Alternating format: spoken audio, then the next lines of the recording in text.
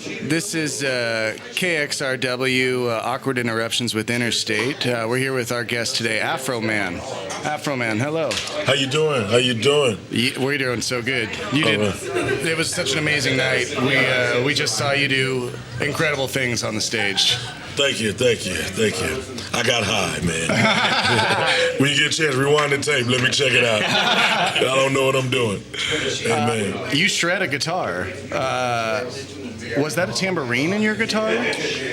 Tambourine? What was in your guitar? You have the tiny guitar. Right. And then what's on the sides of it? That is you got my guitar? I seen you have it. I just put it in the car. Okay, all right, no trip. It's weird. It's like a traveling guitar. Right. It seemed like somebody. Does it fold? No, it doesn't. Okay. But it's short enough to fit in that little compartment on the airplane. Yeah. So that's the convenient thing about it. And where you play it at, it doesn't have the tune pegs on the end. Those are the tuners. Yeah, you stick your hand around the strings and you tune it on the inside. Is that inconvenient? It's convenient if you're on the airplane. Okay. It's a convenient airplane guitar. You know what I'm saying? Yeah. So, when you gotta fly and I want to practice playing the guitar more. It's an acoustic guitar and an electric, and it's hella short. Yeah. So I can practice and tighten up a little bit. So I kind of like it. Have you been playing guitar as long as you've been rapping? Longer. Wow. Matter of fact, one time I forgot I could play the guitar. And then I woke up in jail, remember, I sat up on my bunk. I was like, I can play the guitar. And dudes was over there playing like cards and dominoes. They was like, yeah, right, shut the fuck up. How long did you forget?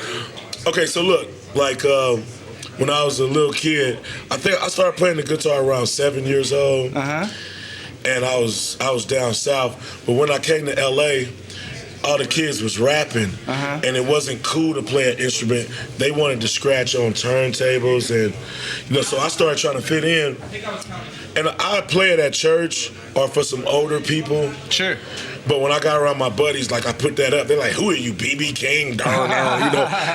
Sure. And so I started rapping so tough that it had slipped my mind that I knew how to play the guitar. Wow. You know what I'm saying? And I guess it came to the time where it was time for me to make some music, and I couldn't afford to play. I didn't know how to sample, and I didn't know. Sure. I didn't have enough money to pay musicians to play my tracks. So after listening to Too Short, I think Too Short was the first person I ever heard that didn't have loops. Yeah. Dun, dun, dun, dun, dun, dun, dun. I could hear the actual guitar player. Then I realized that if I did it real cool, I could get away with it, So I wanted to play the drum machine and then play my bass guitar and then go back and play my lead guitar over there. And I basically had enough to do a rap with, those two things.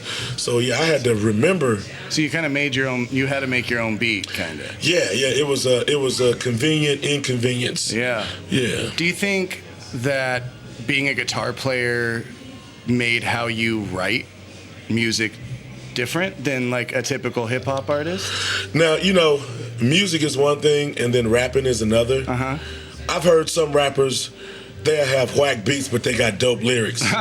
Sure, yes, absolutely. So the lyrics make you tolerate the beat. Yes. Or they might help you appreciate the beat with the lyrics. Like if the beat come on before they start rapping, you'd be like, that's whack. But once they start rapping, you'd be like, okay.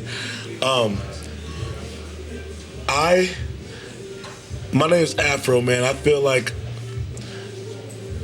I specialize in blues, soul, and funk.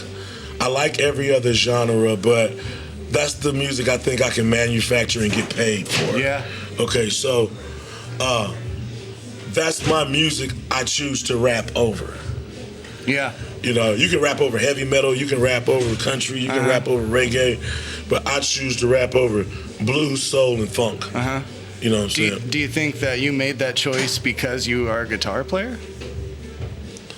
I made that choice because I'm a soul brother. Yeah, you have a beautiful voice. Well, thank you, man. My Thank God.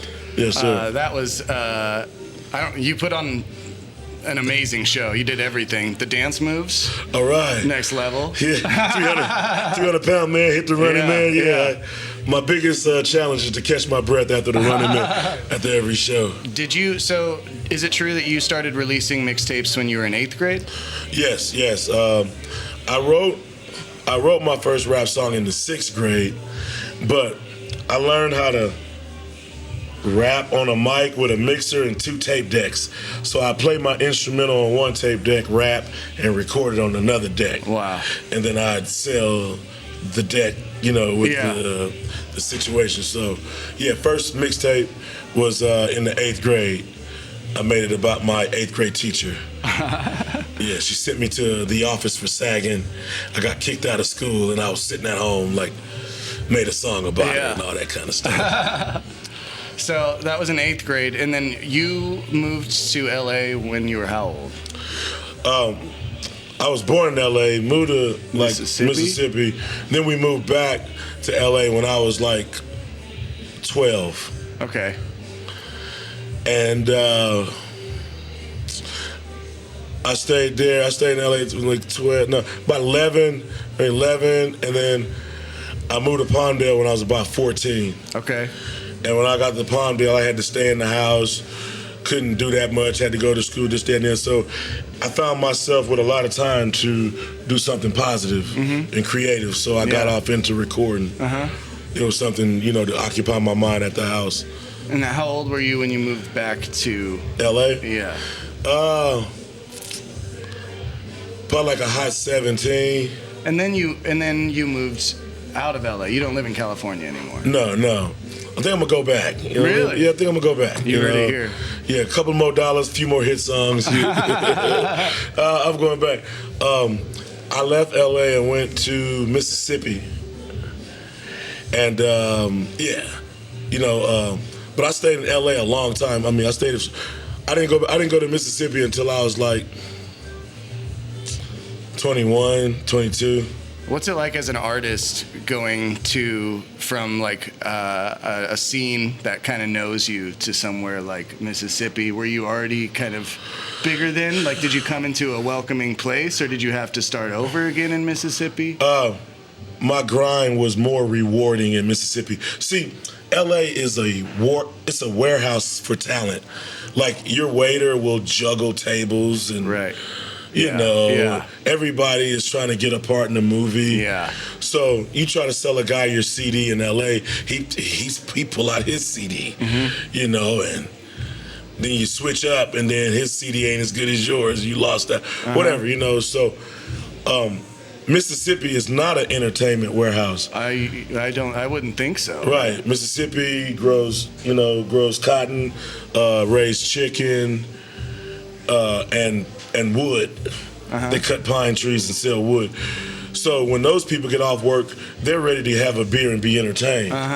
So what I realized was I made more money in Mississippi because there was a demand for entertainment in Mississippi.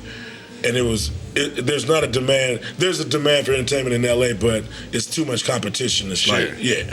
Yeah, so almost a smaller market almost? A more appreciative market. Okay. A thirstier market. It's where I needed to be. They needed entertainment. Yeah. And you were there. Yes. Yeah, hell yeah. That's awesome. Well, you... Can I look at my notes? I was just thinking how 7th grade me is patting me on the back right now for you coming and playing the show with us. We've been a band for, James here we were in the band that played earlier tonight, and James here and I have been playing music together for 22 years. Wow. And when we were in high school, our guitar player, who's still our guitar player, his mom decided she would just give us a house to rent. And that was a terrible idea, but we listened to your album every day. Amen. Literally every single day. Oh, good and times, man. Every time it hit. Good times, man. Those are the days, man. I'm starting to have fun again and everything. But I remember them days. It was real good. I moved. my dad was trying to teach me about the cost of living. I was born in LA, and I came up in LA, so I figured the whole world was like LA. Sure. And he was trying to let me know that my house note in Compton at that time, 20 years ago, was $900 a month. And he was like, my house note in Mississippi is $150. He was like, you could work at McDonald's, give me $75 and still be like a rich man, you know what I'm saying? A minimum wage job in Mississippi went way further than it did in California. Sure. So when I got to Mississippi, I just started balling. Like, I was working, I was selling tapes, my bills was low, and I started coming up. Yeah. And then pretty soon, I literally quit my job, and I went to this party, like 200 people in the woods, and I had like, it was like, I don't know how many people was in the woods that night, but I had 200 CDs. And I did crazy rap a cappella on like this picnic table. Whoa. And everybody was laughing their ass off. They started breaking out 20s, and I sold all those CDs. And I worked for the chicken factory and made $150 a week.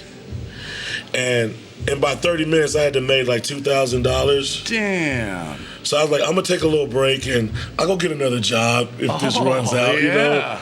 And I haven't worked from that day to this one. Wow. You know what I'm saying? I remember like on my way to Bay St. Louis, my calendar was all filled up with parties and phone calls were still coming in. And it's like I was riding across the water on both sides. Like, that's when it hit me. I'm a legitimate rapper now. Yeah. I'm paying my bills with rap money. Yeah. You know? Yeah. Right on. What a joy to be able to tour around and play dope shows and record music for your life. Amen, brother. Amen. I've had worse jobs. Yeah. What's the worst job you've ever had? Well, you know, I kind of like them all. I think they're all character builders. One of the toughest jobs I had was at the airport loading up luggage. Uh-huh. Like when you got those last few bags, they put you in the bulk, and they got this conveyor belt truck that rolls the bags up. Uh-huh. And the guys would prank us sometime. Me and my buddy was laughing how they'd step on the gas pedal and make the conveyor belt go faster. Uh-huh. And you got to put the big bags first and throw the little bags on top. Then you got to work your way out of the airplane, shut the thing, and don't fall down the conveyor belt. Yeah. But we thought we was bad at it. I'd be sagging my company pants, like, then like going down the conveyor belt, then C-walk while the people looking at the airplane with my little... With your bag? Huh? C-walk while I walked out the wing. Yes. You know, with the orange little thing, you know. Yes. I'm like, they'll remember me, you know. Still putting on I can see like the index fingers on the windows, like, Look at that one. James? Do you have any inspirations that drive you right now when you're creating new music? Do you what do you look what is fueling your creativity at this point in time? Yeah. Well, I can see that you have a really good time interacting with the crowd. Yeah. Like, that's got to do something for you. Yeah, man. Yeah, dude. I didn't realize how much I was addicted to the crowd. I went to England. They put me at Top of the Pops. Oh, and nice. It was all cameras, and I sucked. Like, I don't even want to watch those films right now, like, because I was just singing the cameras. They was eating chips while the cameras was going. And I was like, and I didn't have nobody to bounce off of, you know, like, and it was terrible. So I love interacting with the crowd. My inspiration can be life itself. I need a topic. Once I get a topic, if I know about that topic, I can elaborate in a creative, humorous way. You know, like some Chuck Berry. Riding along in my automobile, you know, whatever. So different inspirations for different songs, depending on what the song's about or whatever. And you have a new album you're about to come out with? Yes, man. It's called The Lawsuit. I got like... I made this fabric, and I took the pictures of the cops that raided my house, and I put their faces all on the fabric, and I made like a suit with all their faces on it. Yes. And I called it The Lawsuit. My lawyer told me to kind of paused on that album for a little bit. Oh, you got to put a pause on it. Yeah, he told me to pause. So I got, all right, man, I'm ready to go, man. I'm ready. He's like, hang on, man, all that stuff. So I'll probably put out another neutral album that ain't talking about the cops or something, and just keep the party cracking until I get the green light. Until you're ready for it? Yeah. 2 more questions. All right. Let's see. So you've started, I mean, you've been in the game for a very long time. With the new streaming and everything like that, has that been an easy transition? No, everything is making sense now. You know, I realize now why it took me 20 years to get a platinum plaque. Yeah. You know, I look at there's a positive way to look at it, and there's a negative way to look at it. Sure. The negative way is like, damn, if people wasn't listening to my music for free, they'd probably come buy it. Right. But I remember when I was a little kid, like, I would tape songs off of the radio. And then I noticed how, like, I'd lose props with girls when they'd come over and the song would be nice, we'd be hooked up. And then the DJ would come over, WKR, and then she's like, oh, dude, you know. And then my buddy next door, he said, listen to your tape. And he played it. It had a lot of static. The bass didn't hit. It was poor quality.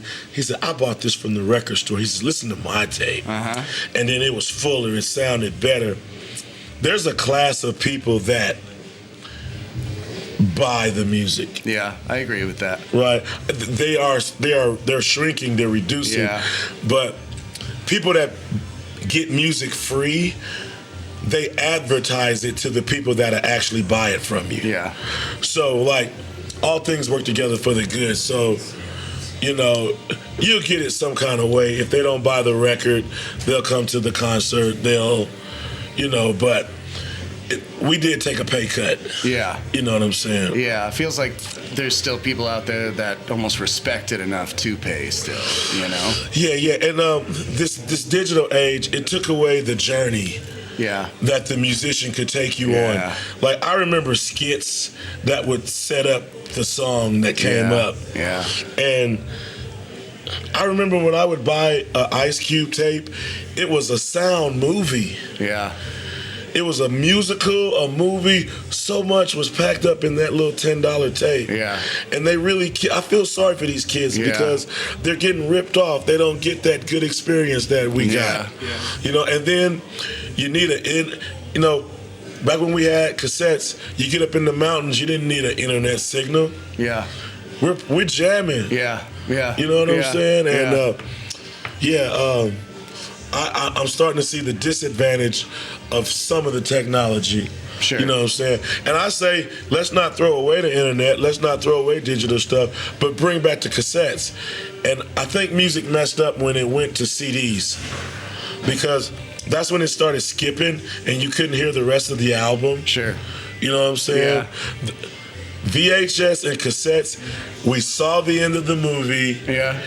We heard the entire album. And you got, That's all I'm saying. Yeah. And get indoor plumbing, but keep the well just in case Hurricane Katrina come through. You know what I'm saying? You know, make new friends, but keep the old. Yeah. Because the old is good as gold. Amen. Can I ask you one more question? Yes, sir. So, kind of like you did in Mississippi, what we're trying to do here is start a music scene, you know? And you tonight was kind of a big part of that, and it felt like Vancouver really showed up for you being here. It was a great night. It felt amazing in there. Any advice you have as a community for us? Yes. You know, I'm from LA, but I got rich in Mississippi. My pimp friend told me, he said, don't like the girl you like the girl that likes you back. Yeah. So I'm from LA and I like LA, but Mississippi liked me back. Yeah. You know what I'm saying? So, like, don't fall in love with a town. Don't try to get rich in one city. Sing there, do the best you can, and then try to hit the next spot. Yeah. Keep going. And then keep writing new songs too. You know what I'm saying? Yeah. And then it's not over until you're dead. You know, athletes, they got, You know, they probably got to their 40s, their low 40s. But a musician, he can sing till he croak. B.B. King probably fell off a chair on stage, at 200 years old. You know what I'm saying? Yeah. So that's the beauty of being a musician. Yeah. Right? Yeah. Yeah. Thank you so much for taking the time. It has been an honor. Yes, sir. Thank you so much, Afroman, KXRW. Yeah. Awkward Interruptions with Interstate. Thank you. Absolutely. 2020 Fro. 2020 Fro.